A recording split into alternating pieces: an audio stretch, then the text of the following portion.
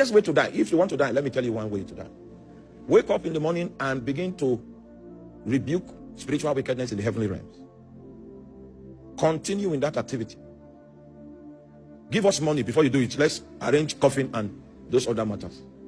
You have transgressed your jurisdiction, and it cannot end well with you. Now, the issue of Daniel reveals to us how spiritual warfare is executed. Are you there? So, we have principalities, we have powers, we have the rulers of the darkness of this world, this our own world. Are you there? These three entities are within the scope where the authority of man is efficacious, but spiritual wickedness is in another domain. Are you there now?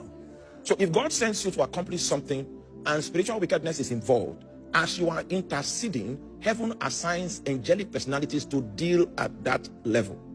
Is that clear? So there is supposed to be a partnership between the prophet and the angelic personality that is assigned to deal in the realms of spiritual wickedness. That is not your realm. Good. So many good men have died because they did not. I hope you know Jesus is our example on every matter, because he's the pattern man. If you show me anywhere in the Bible where Jesus, when he was as a man, dealt with spiritual wickedness in heavenly places, I will come and correct this message. And the reason why I am doing this teaching is both for the purpose of enlightenment and for us to understand the working circuitry that upon which spiritual warfare is anchored on. Now, so there was an incompatibility. How many of you used to watch wrestling those days? Do they still do wrestling? Because, sorry, I'm not too current on many matters anymore, you know. Those days in wrestling, there was something called tag team partners. Two people will be on the red corner or the blue corner, and then when one goes to fight and is exhausted, all he needs to do is to shake the other guy, then the other guy is activated to come take his place.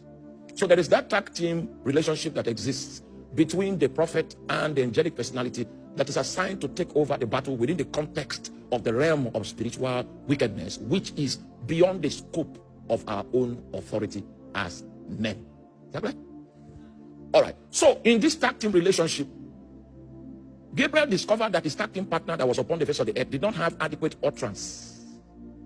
He had a deficiency in utterance that was limiting his dexterity in battle. And that deficiency was occasioned by his ignorance of the context of the warfare. Are you there? Do you realize that a lot of your victory will elude you if you are not adequately informed about the context of warfare? And that's why we cannot overemphasize the need for revelation knowledge when we are tackling spiritual things. So the assistance that Gabriel was getting from Daniel was minimal, and it was Gabriel's ministry of intercession that was creating the legitimacy for the angelic intervention. Do you understand that? You know, I told you that prayer is earthly permission for heavenly interference. Heaven wants to interfere, but heaven will not be able to interfere legitimately until the prophet, until the intercessor begins to supply the resources of prayer. Then the activities become legitimized and they can enter into the space and begin to influence things from their own realm. You get that? So the resources of prayer that Daniel was making available to support the activity that was taking place overhead was minimal, and the reason was because Daniel was ignorant of the warfare. So the angel showed up and said, you know, previously he used to show up in dreams and in visions, but he could no longer use that approach. He had to show up in bodily appearance, and the reason for that was because of the emergency. He wanted to upgrade Daniel to give him what he called what? Skills and what? Understand. Now you are following me. Now, the first question I need to ask Chief Donatus, how much understanding do you have about the spiritual shape of your family? That is going to determine how much influence you can bring upon them spiritually. You think that life began for you just with you. You don't know that there's a long history of priesthood that has taken place, that has secured portals for darkness along generations, along the lines, along ages. And because of the principle of inheritance, you cannot be adequately dissociated from that context. The best you can do is to bring about a priesthood that will undo the efficacy of the things that Satan is doing and establish a highway for that which God will do. We cannot overemphasize the fact that in spiritual warfare, it is altar against altar. It is siege against siege. Because the altars that went ahead, the thing about altars is that if we establish an altar in 1984 and then we abandon it, the spirits that attended to that altar are still there. That's the problem about that. There's a sister here that could not conceive after marriage. Are you with me? And I was involved in connecting that sister to her husband. So she now came to me and said, this good thing you connected, there's a problem. I thought I had finished my job by connecting. They still came back and said, there's a challenge. We had to travel to that sister's village because I had to call the dad. I said, in my place of prayer, you know, we modern preachers are not likely to want to get involved in this kind of talk that I'm talking. It is easier for us to preach faith and speak the word. You must understand that my training is in the area of faith. That's my training. I was trained to be a faith preacher. But you know what? I study my Bible personally and I believe my Bible. And I've seen a lot of patterns in the Bible that have shown that speaking the word alone will not help people. So the spirit of revelation gave me insight, and I called the dad and said, from what I'm seeing here, I need to visit where you grew up in order to release your daughter from the bondage that has not allowed her to conceive. So we had to take my car and we journeyed to the village.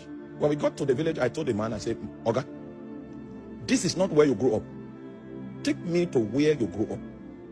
So are you ready to trek? I said, oh my God, that's why we came here. So we began to trek. We had to cross a stream. I don't know, Chief Donatus. Okay. Were you the one that followed me? So we crossed the stream and entered the place.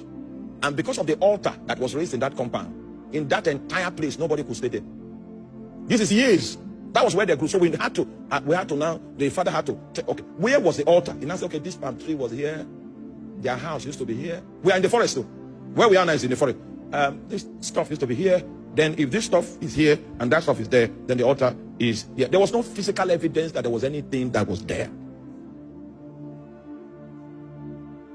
And I anointed that place and made a decree. I said, our work has finished. She took in 1 month after that exercise. The angel said, I have come to give you skills and understand.